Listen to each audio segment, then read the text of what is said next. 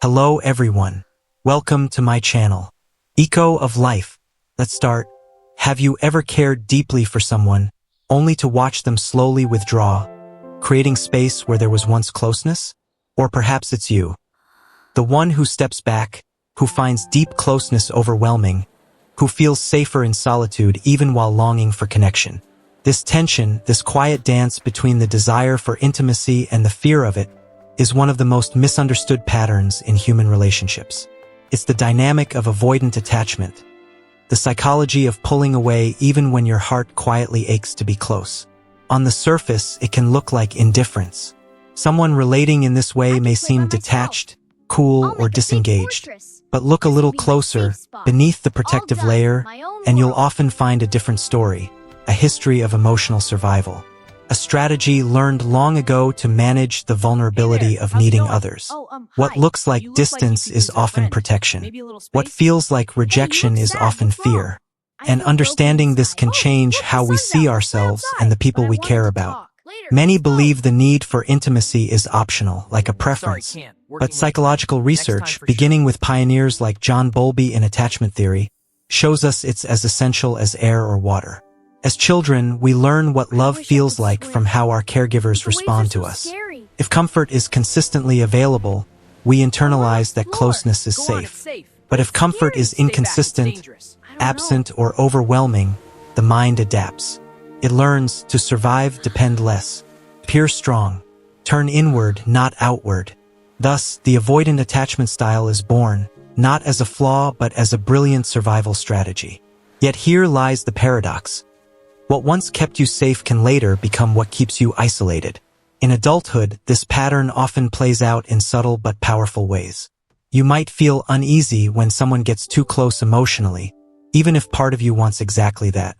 You may avoid deep conversations, downplay feelings, or prioritize independence so intensely that relationships feel threatening. You might even find yourself pushing people away, not because you don't care, but because caring feels too risky. Psychologists call this the approach avoidance conflict, the inner tug-of-war between longing for intimacy and fearing it. Imagine standing at the edge of a vast ocean. Part of you wants to dive in to feel held, surrounded, connected. Another part fears drowning, fears losing yourself in the waves.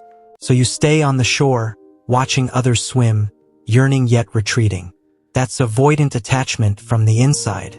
Why does this happen to some and not others? The roots often lie in early relational experiences. For some, expressions of need were met with rejection, withdrawal, or emotional coldness. A child learns, if I reach out, I'll be let down. If I open up, I'll be hurt. Over time, they stop reaching. They stop expressing. They bury their needs so deeply they almost forget they're there. By adulthood, independence becomes not just a strength, but a shield. Here's what's fascinating. Neuroscience shows that even those with avoidant tendencies feel the same biological pull toward connection as anyone else. The body craves closeness. The nervous system responds to touch, eye contact, emotional warmth. But the mind, conditioned by survival, sends a different signal. Retreat, control, detach. It's like living with two internal voices. One whispering, come closer. The other warning, stay safe. If you've been close to someone with avoidant tendencies, you've likely felt this push-pull. One moment they're warm, present, deeply engaged.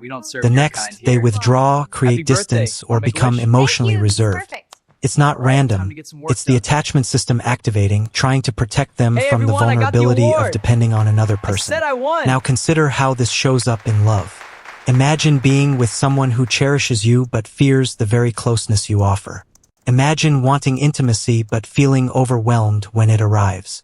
This contradiction can breed confusion, miscommunication, even heartbreak on both sides. The avoidant partner may battle an inner storm, feeling guilty for pulling away, yet terrified of surrendering control. The other may feel unloved or rejected, not realizing it's not about their worth, but about fear disguised as distance. This is where attachment theory touches something deeply human. Don't we all, in some way, push away the very things we long for? We want love but fear being seen. We want closeness but fear losing ourselves. Avoidant attachment simply magnifies this universal tension. But here's the hopeful part.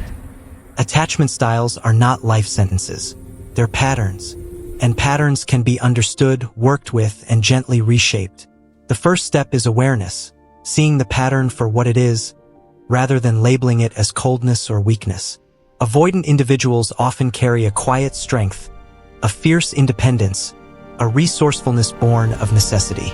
Yet beneath that strength often lies a longing, a part of themselves that still aches for connection. Acknowledging that longing is where healing can begin.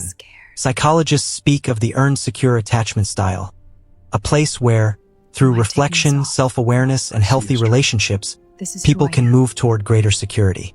This doesn't mean becoming someone entirely different. It means learning to trust that intimacy doesn't always equal danger. It means gradually letting others in, at your own pace, while realizing vulnerability isn't weakness. It's the birthplace of genuine connection. Consider this: the walls we build to protect ourselves also keep love out. The armor we wear keeps us safe, but it can also keep us lonely. Life, at its heart, isn't about avoiding pain. It's about learning to let love coexist with the risk of being hurt, because love is always a risk, but so is isolation. Avoidant attachment isn't a flaw. It's a story written in childhood, edited in adulthood, carried into relationships, friendships, even work. And like any story, it can be rewritten.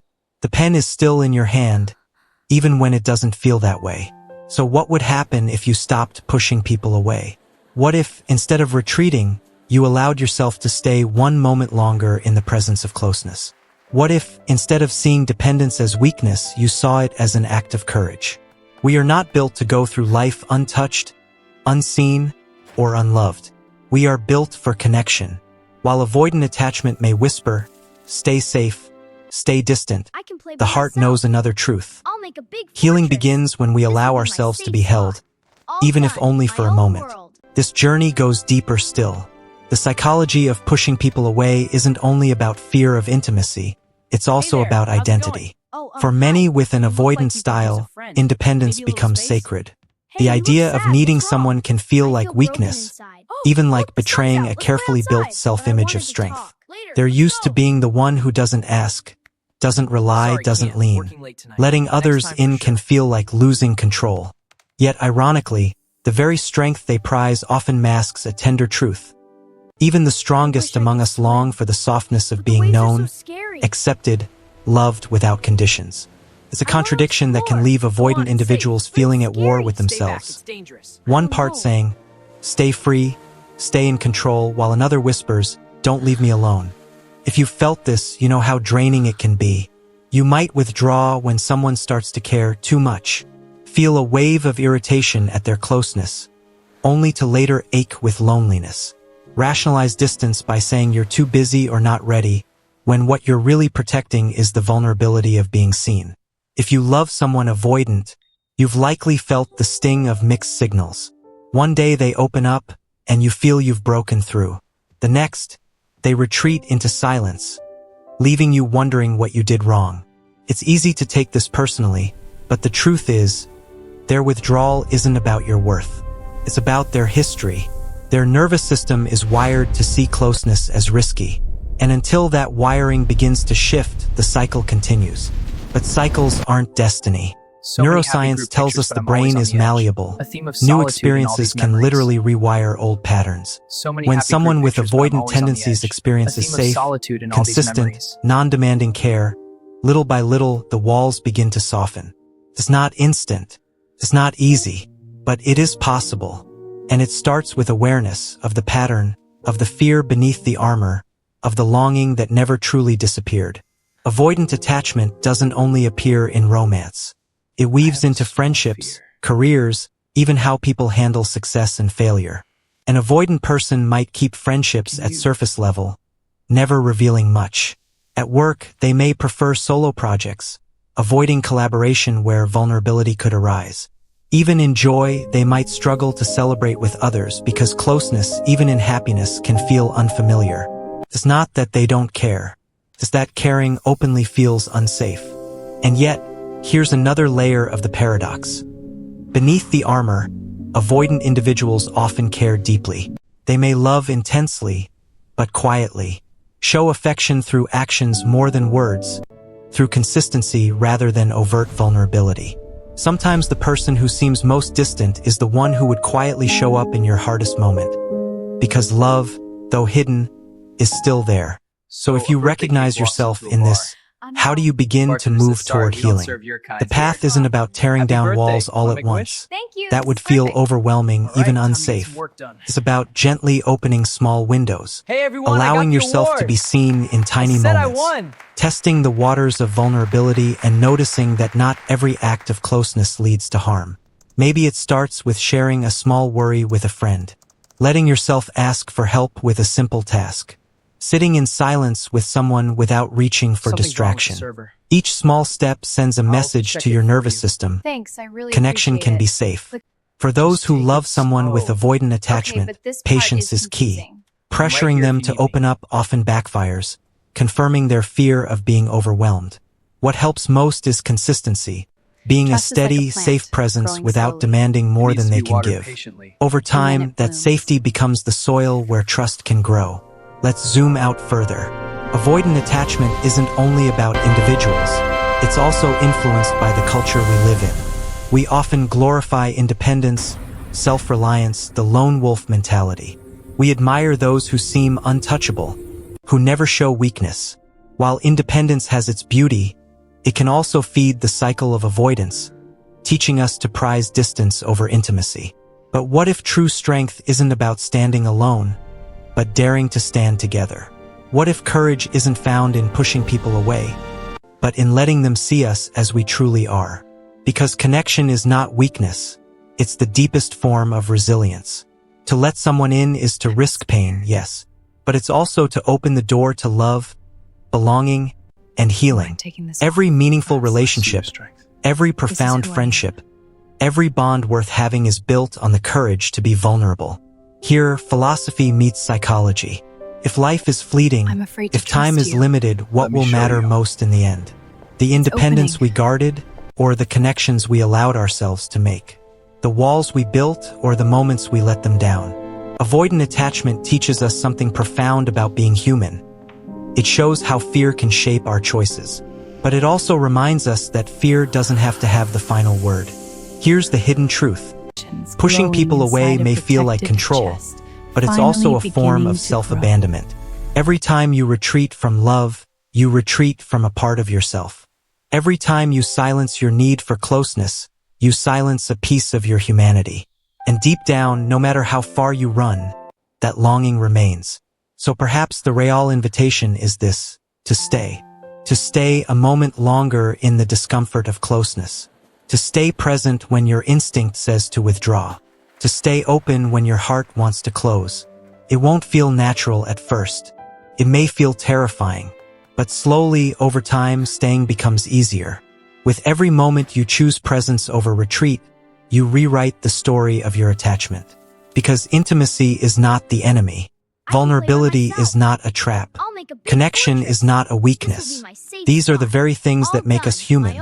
The things that transform survival into living, loneliness into love, existence into meaning.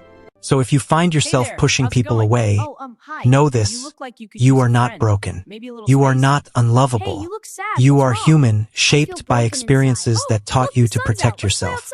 And now you have the chance to write a new chapter, to let the armor loosen, to let the walls soften, to let love in, one breath at a time. At its heart, the psychology of avoidant attachment isn't only about fear. It's about possibility, the possibility of moving from distance to closeness, from fear to trust, from loneliness to connection. And that possibility lives in you, waiting quietly for the moment you decide to stop pushing away and start letting in. Thank you for watching my video. Please subscribe my channel.